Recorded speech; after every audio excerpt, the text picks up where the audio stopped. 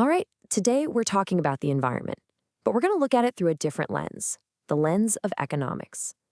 We're going to uncover the hidden costs of pollution and check out some pretty surprising market-based ideas for how to clean up our planet. So to really get why this matters, let's just step back in time for a second. Read this quote. I mean, can you even imagine that? Air so polluted, it literally melted nylon stockings right off your legs. This wasn't just some abstract environmental issue. It was a real, tangible cost that somebody was paying for, just not the companies causing the pollution. And that really gets to the heart of the matter. For a long time, people just kind of accepted that, yeah, pollution is just the price of progress. It's an unavoidable cost of doing business. But then, economists started to ask, wait a minute, is it? And that question completely changed the conversation from if we should protect the environment to how we can do it in the smartest, most efficient way. Because you see, the real breakthrough here is realizing that pollution isn't just a problem for ecologists. It's a fundamental economic problem.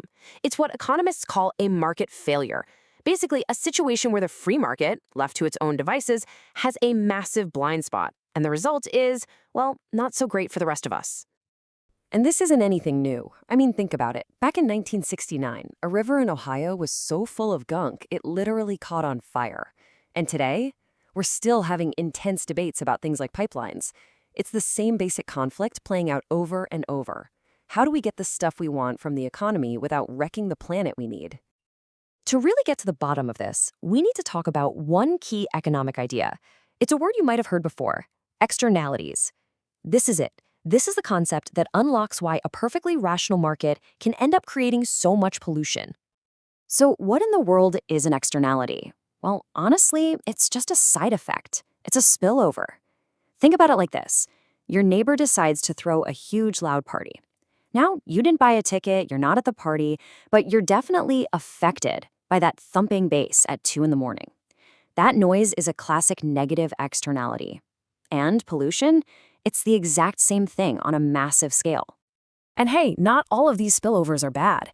If your neighbor just happens to be an amazing musician and you love their music, their practice could be a positive externality for you. You got a free concert.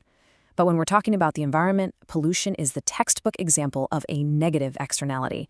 It's a cost that gets pushed onto everybody else. Okay, let's make this real. Look at this table for, say, refrigerators.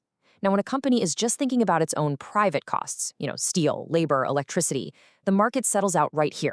The price is $650, and they sell 45,000 fridges. Seems efficient, right?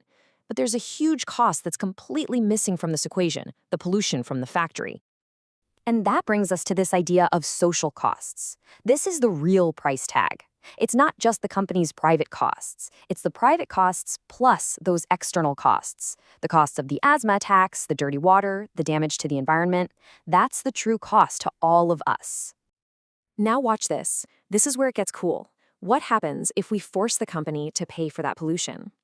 Let's say we add a $100 pollution cost to each fridge. Suddenly, the whole market shifts. Look, the new sweet spot is here. The price goes up to $700, and fewer fridges, 40,000, get sold. The price is now more honest about the true cost, and here's the magic. We get less pollution. So, the big question is, how do you get companies to pay up? Well, the first way governments tried to tackle this was with something called command and control. And it's pretty much exactly what it sounds like. The government commands firms to clean up their act and controls exactly how they have to do it. Think of big laws like the Clean Air Act. They said, you can only emit this much pollution, or you must install this specific scrubber on your smokestack. The government sets the rules, you follow them. Period. And look, this approach worked and made our air and water way cleaner. But economists started pointing out some serious drawbacks. For one, once a company hit the legal limit, it had zero reason to do any better. It was also super inflexible. The same rule applied to a brand new factory and a 50-year-old one. And of course, these rules were always getting tangled up in politics, with loopholes and exceptions carved out. And that contrast is really the whole point. Command and control is like using a hammer for everything. It's a blunt instrument. But these market-oriented ideas, they're more like a surgeon's scalpel. They don't tell companies how to do it. They just make it profitable for them to figure out the cheapest, most innovative way to cut pollution themselves. So that led to this whole new way of thinking. The economist's prescription, if you will. The idea is simple. Instead of just making rules, let's use the power of the market itself. Let's make pollution costly. And there are basically three main tools in this toolkit. You got pollution charges, which are just taxes, really. Then you have marketable permits, which you probably know as cap and trade. And finally, a less famous but powerful idea, better defined property rights. A pollution charge is super straightforward. If you want less of something, tax it. So you put a tax on every ton of pollution a factory pumps out. The higher the tax, the more it's going to cost them, and the more they're going to want to find a way to pollute less. It's the same logic as the extra tax on cigarettes or the deposit you pay for a plastic bottle. Now, cap and trade is, well, it's brilliant. Here's how it works. Step 1, the government sets a hard limit, a cap, on the total amount of pollution allowed. Step 2, they give out permits to all the companies. And here's the genius part. Step 3, if one company figures out a really cheap way to cut its pollution, it can then sell its leftover permits to another company that's struggling to cut its own. And the result? It's a total win-win. We are guaranteed to hit our pollution reduction goal because of the cap, but the reductions happen in the cheapest, most efficient way possible because the market sorts it all out. And this isn't just a theory. This is exactly how the US solved the acid rain problem, and it cost way, way less than anyone predicted. Okay, so whether we use regulations or taxes or cap and trade, at the end of the day, all of these tools just bring us face to face with a massive fundamental choice that every single country has to make. And that choice is the trade-off between economic output and environmental protection. Let's be honest, you can't have the absolute max of both at the same time. Every decision to have a cleaner environment comes with what economists call an opportunity cost. It means giving up a little bit of economic output to get there. Economists love to show this trade-off on a graph called the production possibility frontier. So look at this curve. Way up here at point P, you've got tons of economic output, but very little environmental protection. Down here at point T, you have a beautiful, pristine environment, but not much economic activity.